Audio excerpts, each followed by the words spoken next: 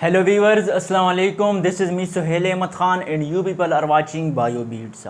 जैसा कि आप सबको मालूम है कि पूरे पाकिस्तान में एमडीकेट 10 सितंबर को होने जा रहा है। हाँ, वो पंजाब हो, सिंध हो, बलूचिस्तान या केपी के सारी जगहों पे एक ही डेट अनाउंस हुआ है, वो है 10 सितंबर। तो इसी वजह से कुछ स्टूडेंट के मैसेजेस आए मेरे पास और मैंने ख़ुद भी यही बेहतर जाना कि बायोलॉजी के जितने भी चैप्टर इन्वॉल्व है एमडीकेट के कोर्स में उनके एमसीक्यूज़ कराए जा सकें। तो स्टूडेंट्स ने यही मुझे कमेंट में बताया, वैसे ही मुझे बताया कि सर आप काइंडली ऐसा करें कि चैप्टर वाइज एमसीक्यूज़ हर एक वीडियो में रिकॉर्ड करके दें और जो कंसेप्चुअल हो। तो मैंने उनसे कहा कि इंशाल्लाह मैं ऐसा ही करूँगा। और आज हम फर्स्ट चैप्टर यानी जो सेल स्ट्रक्चर है हमारे पास एंड फंक्शन है, ये बायोलॉजी फर्स्ट ईयर का पहला चैप्टर है, सेल स्ट्रक्चर एंड फंक्शन, उसके हम एमसीक्यूज़ स्टार्ट करने जा रहे हैं। एमसीक्यू तकरीबन हर चैप्टर में राउंड अबाउट 60 से 70 एमसीक्यूज़ हम सॉल्व करेंगे। और दूसरी बात, वीडियो लंबी हो सकती है, आलमोस्ट 50 to 60 मिनट हो सकती है, क्योंकि जितने भी एमसीक्यूज़ हम करेंगे वो सारे के सारे कंसेप्चुअल मुख्तलिफ़ बुक से मैंने उठाए हैं, मुख्तलिफ़ जो पास पेपर हैं उनसे उठाए हैं, जो पीएमसी के पहले टेस्ट होते थे वहाँ से भी उठाए हैं। सो इंशाल्लाह ये एमसीक्यूज़ आप लोग के बड़े फ़ायदे आने वाले हैं, इन्हें स्किप नहीं करना। लास्ट दिनों में जो भी अभी टाइम आलमोस्ट 2 वीक्स रहते हैं, सो सिर्फ इनको बायो जो है अक्सर आप लोग इस तरह किया करें कि जितना ज़्यादा रीडिंग कर सकते हैं लास्ट दिनों में वही करें, फिर वो इंसान को वो चीज़ें जहन में याद रहती हैं, सो फिर आप इज़ली अटेम्प्ट कर सकोगे। सो इंशाल्लाह यहाँ पर हम जितने एमसीक्यूज़ करेंगे वो इंतहाई कंसेप्चुअल होंगे, इंतहाई आप लोग के काम आने वाले होंगे। तो आइए चलते हैं अपने पहले चैप्टर की तरफ, सेल स्ट्रक्चर एंड फंक्शन, जो हमारे पास बायोलॉजी का फर्स्ट चैप्टर है। तो आइए चलते हैं अपने पहले एमसीक्यूज़ की तरफ। हम एमसीक्यूज़ में कहते हैं कि the soluble part of cytoplasm is known as, option हमारे पास है nucleus, B cytosol, C cyclosis, D है बोथ बी एंड सी। कहते हैं कि ये जो साइटोप्लाज्म का सॉल्युबल पार्ट है उन्हें क्या कहते हैं। न्यूक्लियस आप लोग जानते हैं, वो तो है ही नहीं। साइटोसोल और साइक्लोसिस, इसमें आप अपने कंफ्यूज नहीं होना। असल जो सही ऑप्शन है यहाँ पर हमारे पास वो है बी ऑप्शन, कि cytosol is the soluble part of cytoplasm, और ये साइक्लोसिस जो है ये साइटोप्लाज्म का कोई दूसरा पार्ट है। सो आपका जो सही ऑप्शन है वो है साइटोसोल, बी एंड सी तो हो नहीं सकती। तो आपका जो सॉल्युबल पार्ट है साइटोप्लाज्म का वो हमेशा याद रखे कि वो साइटोसोल है हमारे पास। दूसरा एमसीक्यू है कि role of rough endoplasmic reticulum is, हमारे पास एंडोप्लाज्मिक रेटिकुलम के 2 टाइप्स होते हैं, एक होता है रफ एंडोप्लाज्मिक रेटिकुलम और दूसरा हमारे पास होता है स्मूथ एंडोप्लाज्मिक रेटिकुलम। तो बेटा यहाँ पर पूछा है कि जो रफ एंडोप्लाज्मिक रेटिकुलम है उसका काम क्या होता है। ऑप्शन है हमारे पास प्रोटीन सिंथेसिस, बी सर्कुलेशन, सी लिपिड सिंथेसिस, डी डिटॉक्सिफिकेशन। बेटा अगर आप लोग को याद आ रहा हो, अगर आप लोग को याद हो, जो रफ एंडोप्लाज्मिक रेटिकुलम का रोल होता है वो होता है प्रोटीन सिंथेसिस। क्या होता है? प्रोटीन सिंथेसिस होती है। सो option A will be correct. और ये जो है सर्कुलेशन, लिपिड सिंथेसिस और डिटॉक्सिफिकेशन, मैं सारे एमसीक्यूज लिख के नहीं पढ़ाऊंगा कि ये है। जो चीज़ें एक दूसरे से रिलेटेड हो, मुशाबहत रखते हो, रिजेम्बलेंस रखते हो, वो मैं आप लोग को ज़बानी बताया करूँगा। अगर ये तो role of rough endoplasmic reticulum is protein synthesis, लेकिन बेटा अगर आप लोग उससे पूछे कि role of smooth endoplasmic reticulum, यहाँ आर की जगह पर आपको कहे कि स्मूथ एंडोप्लाज्मिक रेटिकुलम का क्या फंक्शन है, तो ये बाकी जितनी चीजें हैं, सर्कुलेशन, लिपिड सिंथेसिस, डिटॉक्सिफिकेशन, ये किस चीज का रोल होता है? ये स्मूथ एंडोप्लाज्मिक रेटिकुलम का होता है। स्मूथ एंडोप्लाज्मिक रेटिकुलम का जो फंक्शन है वो लिपिड सिंथेसिस में भी होती है, सर्कुलेशन भी होती है, और साथ साथ डिटॉक्सिफिकेशन के होती है, और एक और भी होती है जिन्हें हम क्या कहते हैं? कम्युनिकेशन।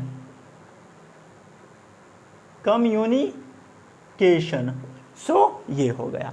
थर्ड हमारे पास है कि secondary wall, primary wall and middle lamella are layer of plant cell. आपको पता है ये सारे के सारे क्या होते हैं, ये लेयर्स होते हैं प्लांट सेल के। ऑप्शन है हमारे पास A option from inside to outside, B not layer of plants from outside to inside, D none. तो बेटा इसका जो करेक्ट ऑप्शन है, प्लांट के सेल में ऐसा होता है कि पहले होता है सेकेंडरी वाल, उसके ऊपर होता है प्राइमरी और लास्ट में होता है मिडल लेमेला। सो ये ऑप्शन जो है इसका फ्रॉम इनसाइड टू आउटसाइड, यानी कि सेकेंडरी वाल सेल के पहले अंदर होता है, उसके बाहर फिर प्राइमरी वाल होता है और लास्ट में फिर हमारे पास क्या होता है, middle lamella. So option A is your correct option. फिर चौथे की तरफ आते हैं कि size of ribosomes in prokaryotic cell is. जो प्रोकैरियोटिक सेल होती है उनमें राइबोसोम की जो साइज होती है वो कौन सी होती है, 70s, 80s, 60s, 100s। अभी अगर आपने पढ़ा है तो डेफिनेटली आपको याद होगा कि हमारे पास जो प्रोकैरियोटी है वो हमारे पास राइबोसोम की साइज 70s होती है। 80s अब किस चीज़ में होती है, अगर यहाँ प्रोकैरियोटिक सेल की बजाय यूकैरियोटिक सेल आप लोग को दिया होता तो ये आपका आंसर बी ऑप्शन होता। सही है, प्रोकैरियोटिक की जगह अगर यूकैरियोटिक आपसे पूछे तो उसमें 80s राइबोसोम्स होते हैं और प्रोकैरियोटिक सेल में जो है उसमें 70s राइबोसोम्स होते हैं। 60s और 100s में आप लोगों ने कन्फ्यूज़ नहीं होना, 60s 100s में कन्फ्यूज़ आप लोगों ने नहीं होना। सही है, तो ये हो गई 70s। फिर कहते हैं कि unit of Golgi apparatus is known as, जो गल्जी अपरेटस होता है उनका यूनिट क्या है, option A dictyosomes, B option vesicle, C crista and D is none. So your correct option is dictyosomes. क्या, क्योंकि वेसिकल तो क्या होते हैं, वेसिकल जो सिस्टर्ना के साथ वेसिकल अटैच होते हैं फिर उससे गल्जी कॉम्प्लेक्स बनता है, और इस तरह क्रिस्टा भी अलग चीज़ हैं। सो जो यूनिट है गल्जी अपरेटस का वो हमारे पास क्या होता है, डिक्टियोसोम्स होता है। ये हो गया। अब चलते हैं 6 MCQs की तरफ। कहते हैं कि the growth of reproduction of eukaryotic cell is dependent on, eukaryotic cell जो है वो किस चीज़ पर डिपेंड करता है। ए ऑप्शन है cytoplasm, B endoplasmic reticulum, C nucleus और डी जो है both A and B. So यहाँ पर जो हमारे पास करेक्ट ऑप्शन है, अगर आपसे एग्जामिनर पूछे कि जो यूकैरियोटिक सेल है वो उसके जो ग्रोथ है, यूकैरियोटिक सेल का जो ग्रोथ और रिप्रोडक्शन है वो किस चीज़ पे डिपेंड करता है, वो हमारे पास डिपेंड करता है न्यूक्लियस पर। सही है शहजादों, समझ आ रही है? अच्छा आगे चले। फिर कहते हैं कि cell walls of cells are held together, cell के जो सेल वाल एक दूसरे से हेल्ड टुगेदर होते हैं यानी अटैच होते हैं, वो किस चीज़ के थ्रू अटैच होते हैं। ए ऑप्शन है सेकेंडरी वाल, बी मिडल लेमेला, सी प्राइमरी वाल, डी ऑप्शन है जस्ट ऑप्शन ए। सो अभी थोड़ी देर पहले हमने ये पढ़ा कि पहले बेटा सेल के अंदर होता है सेकेंडरी वाल, फिर प्राइमरी वाल उसके ऊपर, फिर लास्ट में जो हमारे पास होता है मिडल लेमेला। सो अगर एक सेल वाल यहाँ पर पड़ा है, दूसरा यहाँ पर पड़ा है, तो आउटर मेम्ब्रेन ये क्या हो गई, मिडल लेमेला हो गई। सो ये मिडल लेमेला पर हेल्ड टुगेदर होंगे यानी अटैच्ड होंगे। तो ऑप्शन हमारे पास कौन सा करेक्ट होगा, B option which is middle lamella. आते हैं 8वें MCQs की तरफ कि the membrane is like a sea of lipids in which proteins are floating. एक इंतहाई जो मशहूर मॉडल है, ये उम्मीद है आप लोग को याद हुआ होगा, लेकिन फिर भी ये जो कहते हैं कि मेम्ब्रेन जो होता है is like a sea of lipid, यानी एक समंदर होता है लिपिड की, और उसमें क्या प्रोटीन्स क्या करते हैं, तैरते रहते हैं। तो ये कौन सा मॉडल है, फ्लूइड मोज़ेक मॉडल है ऑप्शन, बी रॉबर्टसन मॉडल, सी यूनिट मेम्ब्रेन मॉडल, डी हमारे पास नन। सो ये जो हमारे पास मॉडल है ये किसने कौन सा मॉडल है हमारे पास, fluid mosaic model is the correct option, and which membrane is like a sea of lipids and which proteins molecules are floating. सही है। फिर कहते हैं cisternae together with vesicles are, अच्छा अगर सिस्टर्नी वेजिकल के साथ एक साथ हो जाए तो उनसे क्या बनता है? ऑप्शन हमारे पास क्या है? गल्जी body, गल्जी complex, गल्जी apparatus, F1 particle. आप लोग कंफ्यूज हो रहे होंगे इस MCQs में, क्योंकि इसमें थोड़ा लॉजिक है। सही है, वो कैसे? अब अगर आपको सिस्टर्नी के स्टेक मिले, यानी सिस्टर्नी के गुच्छे मिले, आपको कहने का मकसद ये है कि फॉर एग्जांपल सिस्टर्ना एक, सिस्टर्ना दूसरा, तीसरा, चौथा, पांचवा, ये एक साथ मिल जाएं जो नेटवर्क बनाए। सिस्टर्नी बेसिकली हमारे पास चैनल होते हैं और किस चीज़ का होता है? नेटवर्क होता है, चैनल्स ऑफ नेटवर्क होता है। फिर आप लोग के पास बनेगा गल्जी बॉडी।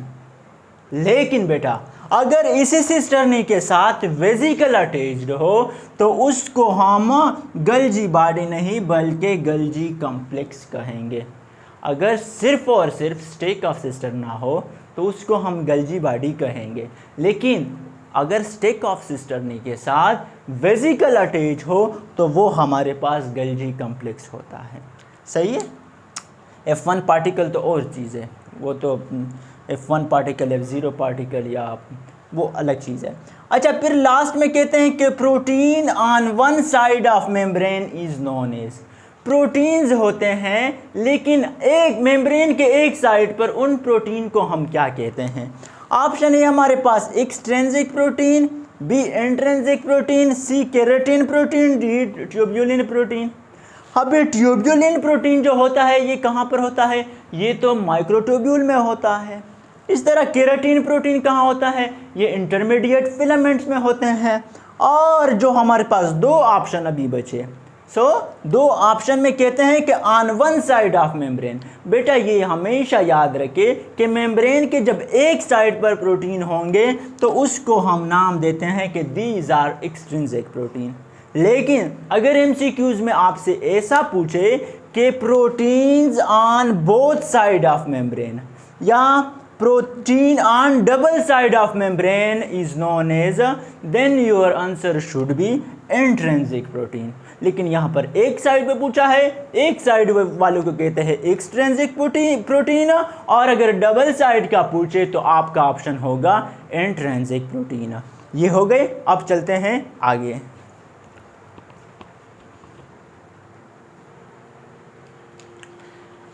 अच्छा बेटा, तो 11वें MCQs की तरफ आते हैं। 11वें MCQs में कहते हैं कि carbohydrates are attached to lipids are known as. अगर कार्बोहाइड्रेट लिपिड के साथ अटैच्ड होते हैं तो उन्हें क्या कहते हैं? ऑप्शन है हमारे पास glycoprotein, B lipoprotein, C glycolipid and D is a polylipid. So बेटा याद रखिए कि अगर कार्बोहाइड्रेट लिपिड के साथ अटैच होती है तो हम उन्हें कहते हैं कि ये हमारे पास क्या बनता है? ग्लाइकोलिपिड बनता है। पहले लिपिड होती है, कार्बोहाइड्रेट आ जाती है, लिपिड के साथ अटैच हो जाता है, सो उनसे बनता है ग्लाइकोलिपिड। लेकिन यहाँ पर एक दूसरा MCQ भी बन सकता है कि कार्बोहाइड्रेट अगर प्रोटीन के साथ अटैच्ड हो जाएं तो उन्हें क्या कहते हैं? अगर यहाँ पर लिखा होता कि carbohydrate attach to protein is known as, फिर आपका ऑप्शन होता ग्लाइकोप्रोटीन। यानी कि once carbohydrate attach to lipid it is known as glycolipid, while if the carbohydrate attached to protein then it is known as a glycoprotein। सही है। अच्छा, फिर कहते हैं कि lipid bilayer is covered with protein and protein pores, this model was presented by. यानी जो lipid bilayer है वो कवर्ड होता है किस चीज़ के थ्रू?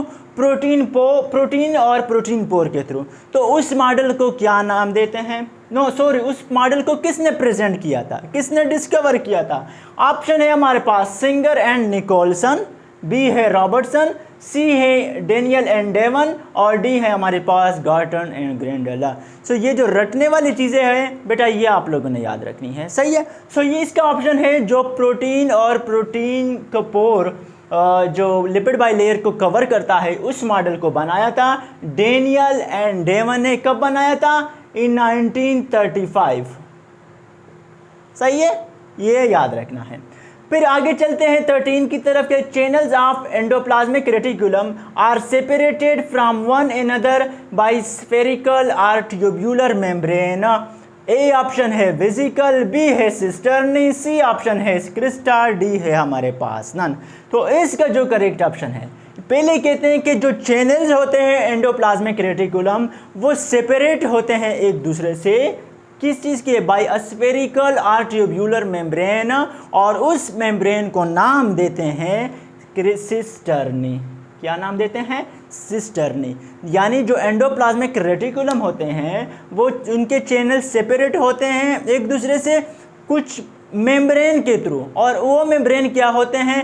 ट्यूब्यूलर होते हैं और स्फेरिकल होते हैं, और उनका नाम होता है हमारे पास सिस्टर्नी। सो इससे एक और भी एमसीक्यूज बन सकता है, सही है। वो कैसे कि आपसे पूछे कि सिस्टर्नी का जो वो है ये कौन से टाइप के मेम्ब्रेन है, मींस किस तरह मेम्ब्रेन है, ट्यूब्यूलर मेम्ब्रेन है, स्फेरिकल मेम्ब्रेन है, क्या मेम्ब्रेन है? तो अगर आपको याद होगा कि it is a tubular and spherical membrane as well. चलते हैं आगे, कहते हैं कि in cytoplasm small ions and molecules form. Cytoplasm में छोटे आयन और मॉलिक्यूल भी होते हैं, बड़े आयन और मॉलिक्यूल भी होते हैं। तो कहते हैं कि छोटे आयन और मॉलिक्यूल क्या बनाते हैं? A option true solution, B colloidal solution, C suspension, D हमारे पास है न्यूक्लियर सॉल्यूशन। तो बेटा हमेशा याद रखिए कि साइटोप्लाज्म में जो छोटे आयंस और मॉलिक्यूल होते हैं वो हमेशा क्या बनाते हैं? ट्रू सॉल्यूशन बनाते हैं, सही है। अब एक और एमसीक्यू भी बन सकता है कि साइटोप्लाज्म में अगर ये जो बड़े मॉलिक्यूल्स और आयंस है वो क्या बनाते हैं। सो अगर बड़े मॉलिक्यूल और आयंस का आपसे पूछे कि साइटोप्लाज्म में वो क्या बनाते हैं तो your option should be colloidal solution, सही है। देखिए हर एमसीक्यूज के साथ दूसरा दूसरा सॉल्व होता जा रहा है। अगर आप इस तरह करेंगे तो यकीन मानने आपसे गलती नहीं होगी, सही है। और इंशाल्लाह मुझे उम्मीद है कि अगर आप इस तरह करोगे कि मीन्स देखिए एक ऑप्शन तो सही है, आप इस तरह नहीं करें कि बस ऑप्शन सही मिल गया तो ठीक करें। दूसरों को जब प्रैक्टिस करते हो दूसरे ऑप्शन भी देखिए कि अच्छा ये ट्रू सॉल्यूशन तो हो गया सही, अब कोलाइडल सॉल्यूशन क्या है, अगर वो आप फाइंड करेंगे तो डेफिनेटली मैं यकीन से कह सकता हूँ कि बायो इजी है। 68 एमसीक्यूज हैं आप लोग के एमडीकेट में, आपके 65 इजीली आ सकते हैं, सही है। लेकिन जो गलत ऑप्शन है उसको देखें कि ये होती वो क्या है, सही है। तो आइए चलते हैं नेक्स्ट। कहते हैं कि active mass movement of cytoplasm is known as. अभी थोड़ी देर पहले हमने पढ़ा कि soluble part of cytoplasm is known as, उसको हम क्या कहते हैं? अब कहते हैं कि active mass movement of cytoplasm. A option है साइटोसोल, बी है साइक्लोसिस, सी है लोकोमोशन, डी है मोशन, सही है। सो जो सोलेबल पार्ट ऑफ साइटोप्लाज्म था उसको हमने नाम दिया था कि ये साइटोसोल है, लेकिन जो active mass movement of cytoplasm है बेटा ये हमारे पास होता है साइक्लोसिस। अगर कोई आपसे पूछे कि what is the active mass movement of cytoplasm, then your answer should be cyclosis not cytosol, सही है। फिर आते हैं कि देखिए क्रोमोप्लास्ट इज प्रेजेंट इन। अब क्रोमोप्लास्ट जो होता है ग्रीन प्लांट्स में वो कहाँ पर मौजूद होता है? A option colourless part, B other than green part, C green part, D all of this. So अगर आपने पढ़ा है बुक आपने देखा है, अगर नहीं भी देखा तो अभी आप लोग को पढ़ाते हैं समझाते हैं, फिक्र की कोई बात नहीं है, टेंशन वाली कोई बात नहीं है, सही है। क्रोमोप्लास्ट इज प्रेजेंट इन, जो क्रोमोप्लास्ट होता है बेटा प्लांट्स के वो मौजूद होता है other than green parts of plants. Chromoplast जो मौजूद होता है वो other than green parts of plants में मौजूद होता है। अब यहाँ पर एक और एमसीक्यूज बन सकता है कि सर क्रोमोप्लास्ट तो अदर देन ग्रीन प्लांट्स हो गई, अब क्लोरोप्लास्ट कौन से पार्ट्स में मौजूद होता है? तो बेटा अगर क्लोरोप्लास्ट आपसे पूछे तो वो ग्रीन पार्ट्स ऑफ प्लांट्स में मौजूद होता है, सही है। अच्छा एक और भी बन सकता है कि अगर क्रोमोप्लास्ट की जगह आपको दे दे कि लीकोप्लास्ट इज प्रेजेंट इन, कि लीकोप्लास्ट कहाँ पर मौजूद होता है प्लांट में, तो वो होगा कि leucoplast is present in colourless parts of the plant. देखिए एक एमसीक्यू से 3 बन गए, इसी तरह आप लोगों ने करना है, सही है। आगे चलते हैं। Each centriole consist of how many tubules, हर एक सेंट्रियोल में कितने ट्यूब्यूल होते हैं? ऑप्शन है 3, 9, 27, 81। अब बेटा यहाँ पर 3 एमसीक्यूज और बन रहे हैं, जानिए कैसे। वो पहले जो सेंट्रियोल में होते हैं पूछा तो ये है कि ट्यूब्यूल को कितने होते हैं, तो ये तो आप लोग याद रखें कि हर एक सेंट्रियोल में ट्यूब्यूल की तादाद 27 होती है, सही है। लेकिन अगर आपसे ये पूछे कि ईच सेंट्रियोल में कितने माइक्रो ट्यूब्यूल होते हैं, अल्फाज मेरे सुने और समझे, ईच सेंट्रियोल में कितने माइक्रो ट्यूब्यूल होते हैं? अगर माइक्रो ट्यूब्यूल का आपसे पूछे तो वो ऑप्शन आपका 9 होगा, सही है। और फिर अगर उसमें पूछे कि हर एक माइक्रोट्यूब्यूल में कितने ट्यूब्यूल्स होते हैं, हर एक माइक्रोट्यूब्यूल में कितने ट्यूब्यूल्स होते हैं, तो आपका ऑप्शन होगा 3। लेकिन अभी यहाँ पर तो कहा है कि हर सेंट्रियोल में कितने ट्यूब्यूल होते हैं। तो बेटा आप पहले ये याद रखिए कि हर सेंट्रियोल में पहले माइक्रोट्यूब्यूल होते हैं जो कि 9 होते हैं, और फिर उस माइक्रोट्यूब्यूल में हर एक माइक्रोट्यूब्यूल में 3 और ट्यूब्यूल्स होते हैं जो कि 3 होते हैं। तो 9 और 3 को अगर हम मल्टीप्लाई करेंगे तो हमारे पास ट्यूब्यूल की हर सेंट्रियोल में 27 नंबर आते हैं। सही है, गुड। फिर क्या कहते हैं कि in animals peroxisomes are present in, जानवरों में पैराक्सियोसोम कहाँ पर मौजूद होता है? Option A liver, B brain, C heart, D kidney, E both A and D. तो बेटा ये भी आप लोगों ने रटना है कि जो पैराक्सियोसोम है लीवर में, सॉरी एनिमल्स में, ये लीवर में भी होता है और साथ साथ में किडनी में भी होता है। So both A and D option is correct. सही है। फिर कहते हैं कि number of flagella in mammalian spermatozoon, जो मेमेलियन स्पर्मेटोजोन होते हैं उनमें नंबर ऑफ फ्लैजिला कितने होते हैं? तो ये भी रटने वाली चीज़ है। ऑप्शन हमारे पास क्या होता है? A option is the correct option. So बेटा अगर आपसे ये पूछे कि जो क्या होता है,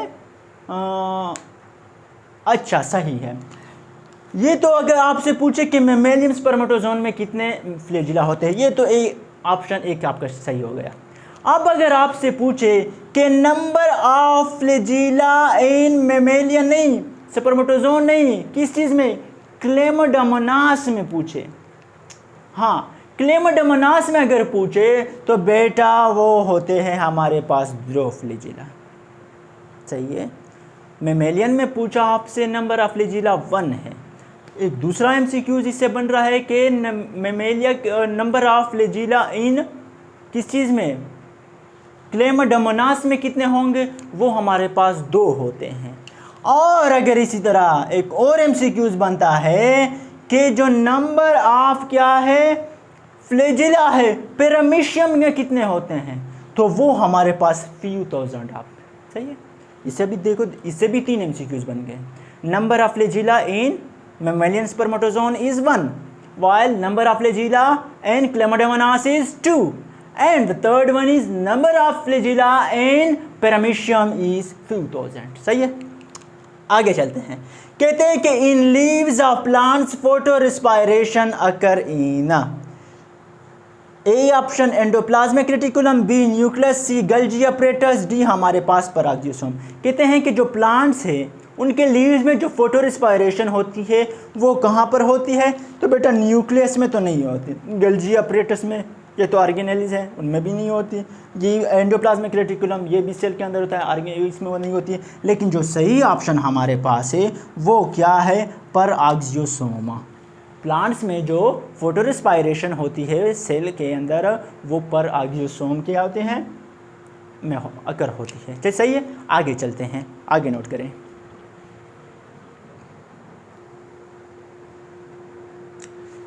अच्छा जवानों चलते हैं आगे। कहते हैं कि conversion of fatty acid to carbohydrate is done by, यानी जो फैटी एसिड को कन्वर्जन होती है इनटू कार्बोहाइड्रेट वो किस चीज़ के थ्रू होती है? A option peroxisome, B nucleus, C option है ग्लायोक्सिसोम्स, एंड डी हमारे पास है endoplasmic reticulum. So the correct option is क्या? Glyoxysomes. Means glyoxysome helps in conversion of fatty acid into the carbohydrates। चलते हैं नेक्स्ट की तरफ। In cell 2 centriole are present in, centriole क्या सेल के अंदर होते हैं, लेकिन कहते हैं कि किस पोजीशन में एक दूसरे से जो 2 सेंट्रियोल होते हैं। बेटे पहले ये हमेशा याद रखें कि सेंट्रियोल जो होंगे वो हमेशा पेयर की फॉर्म में होंगे, अलग अलग सेंट्रियोल नहीं हो सकते, हमेशा 2 की फॉर्म में होंगे। अब ये कहते हैं कि इन 2 की आपस में पोजीशन क्या होती है? सेल के अंदर सेंट्रियोल होते हैं उनकी पोजीशन क्या होती है? कहते हैं सेंटर ऑफ न्यूक्लियस है, B option opposite pole, C option है पैरेलल, ये पैरेलेट्स नहीं है, सॉरी पैरेलल है, parallel to each other, D option है at right angle, at right angle.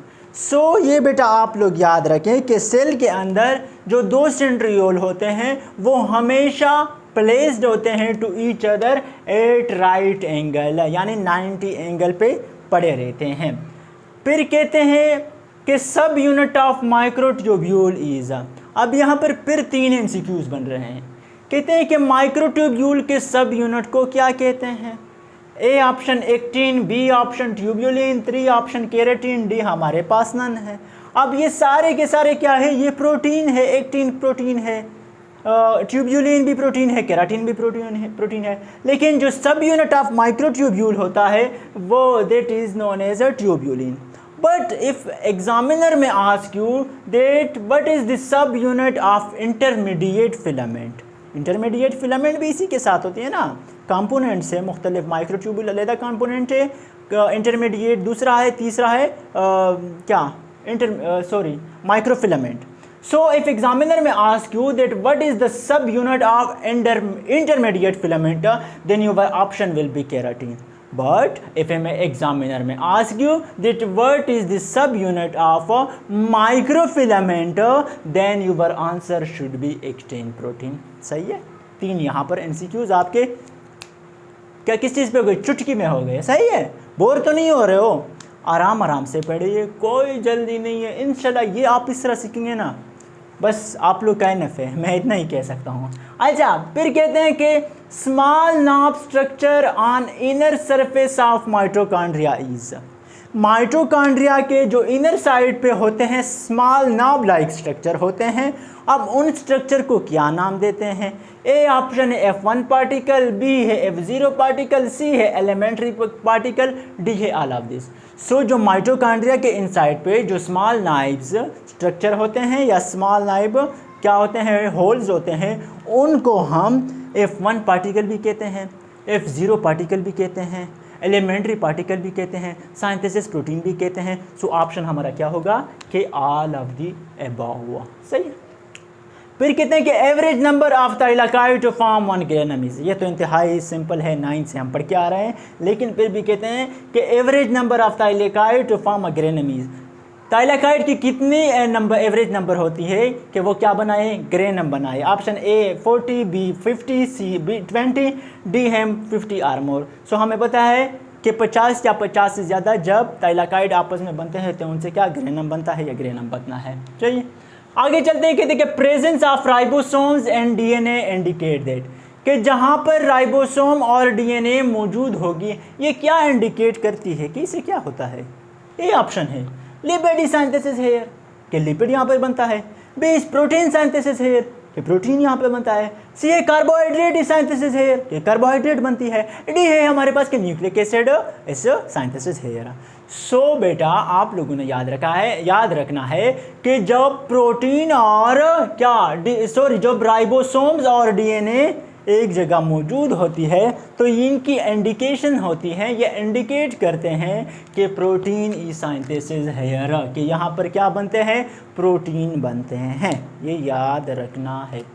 फिर कहते हैं कि क्रोमोप्लास्ट क्या कहते हैं? अच्छा, chloroplast and mitochondria are, chloroplast जो है और माइटोकॉन्ड्रिया ये क्या चीज़ है? सेपरेट ऑर्गेनेली है, सेम ऑर्गेनेली है, सेल्फ रिप्लिकेटिंग ऑर्गेनेली है और डी नन है। तो बेटा याद रखें कि क्लोरोप्लास्ट और क्या है? माइटोकॉन्ड्रिया, ये हमारे पास सेल्फ रिप्लिकेटिंग ऑर्गेनेली है, यानी ये इनकी डिवीज़न, सेल्फ रिप्लिकेशन मीन इनकी डिवीज़न खुद ब खुद हो जाती है, किसी पर डिपेंड नहीं करते।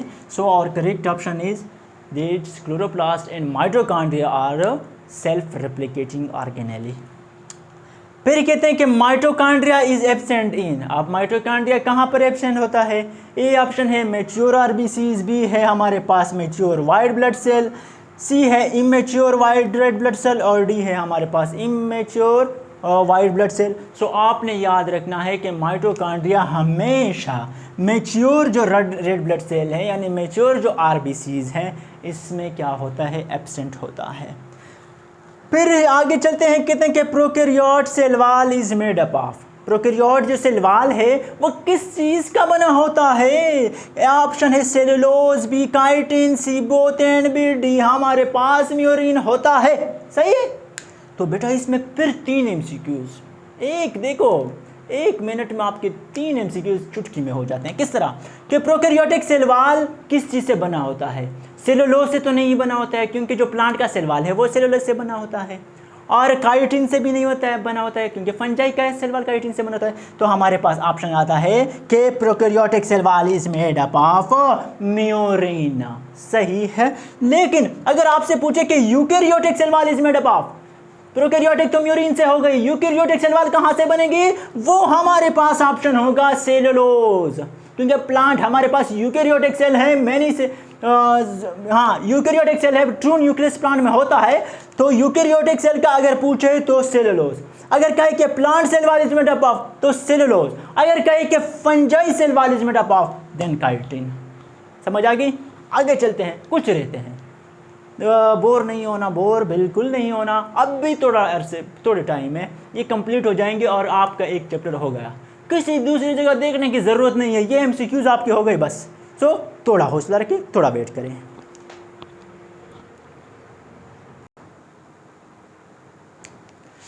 अच्छा शहजादों, चलते हैं नेक्स्ट MCQ की तरफ। नेक्स्ट MCQ हमारे पास है कि the number of chromosome is in chimpanzee is, कि चिंपैंजी में कितने क्रोमोसोम्स होते हैं? बेटा 1 मिनट में अब यहाँ पर हम फिर 5 MCQs करेंगे। किस तरह वो आए देखते हैं।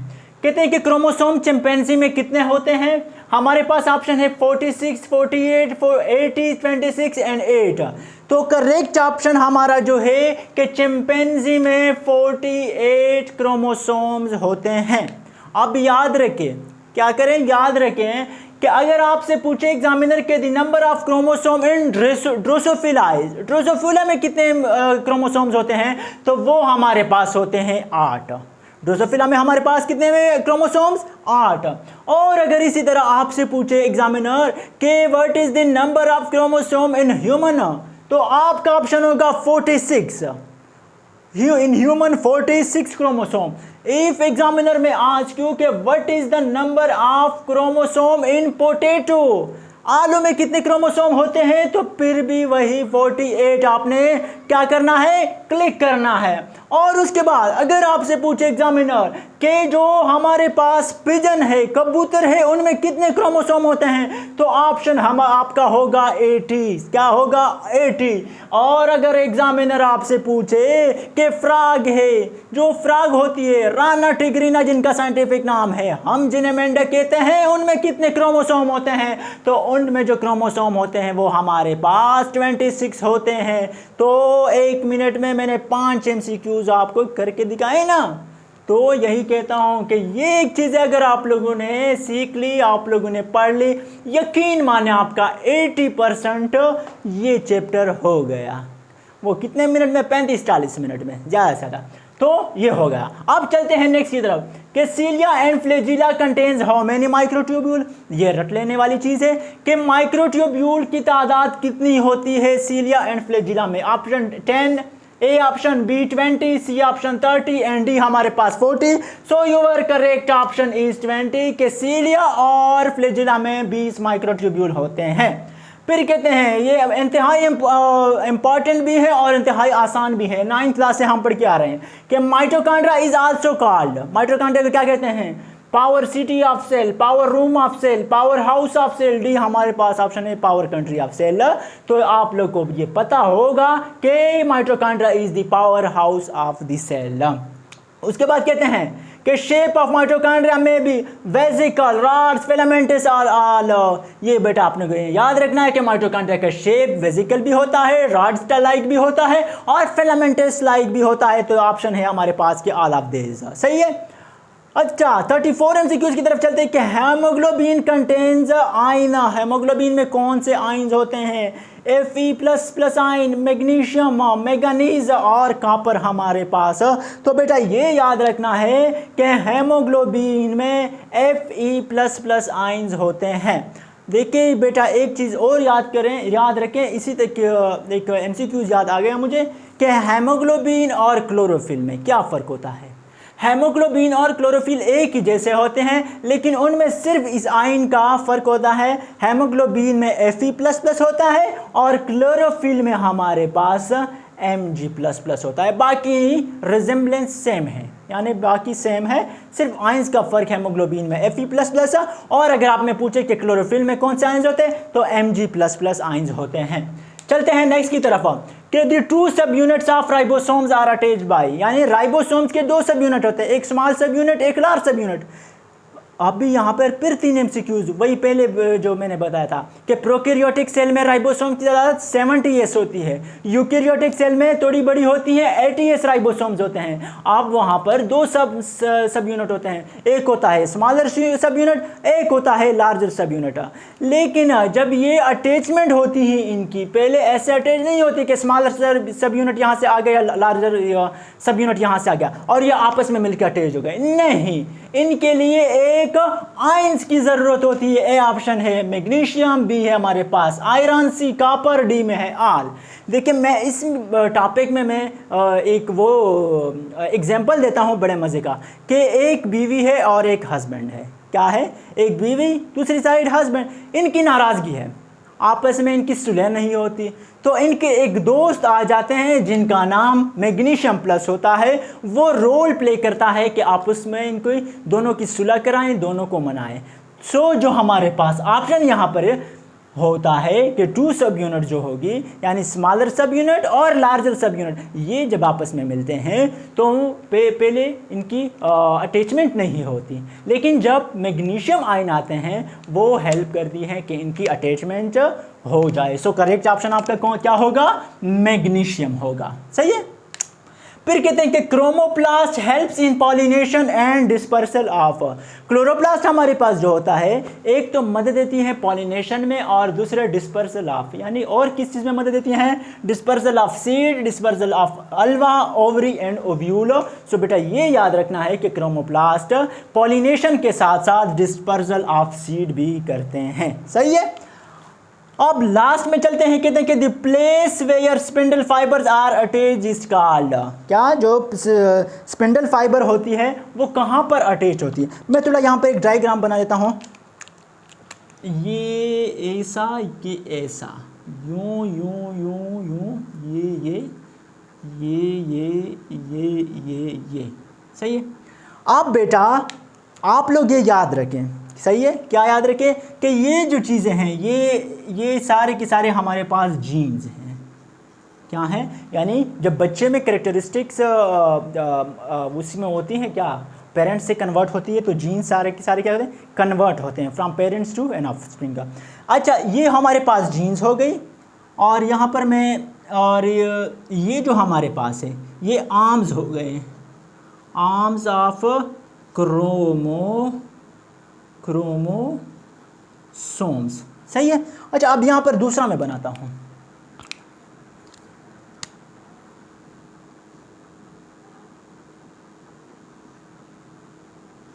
ये यूं यूं यूं यूं यूं यूं यूं यूं यूं। अब ये फिर भी वही जीन्स हो गए और ये आर्म्स ऑफ क्रोमोसोम। अब ये जगह जो है ये इसको कहते हैं सेंट्रोमेयर। सही है। The place where spindle fibre are attached called, A option है क्रोमोसोम, बी है सेंट्रोमेयर, सी क्रोमोप्लास्ट, डी हमारे पास जीन्स।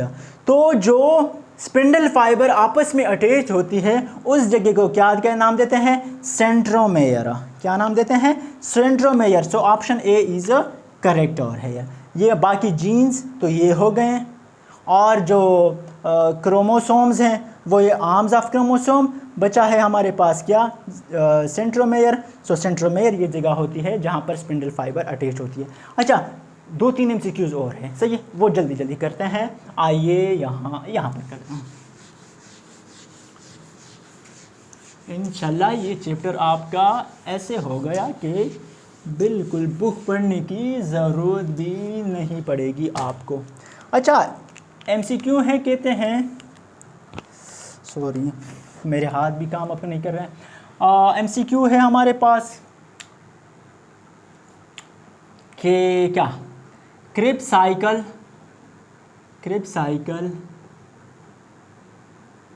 अगर inside the cell, in which part inside the cell, for example सिर्फ ये आप लोग फिर सही देख लें कि कहते कि क्रिब साइकिल सेल के अंदर कहाँ पर होता है। सही है, ये ऑप्शन हमारे पास है, ये ऑप्शन हमारे पास क्या है, इनर मेम्ब्रेन,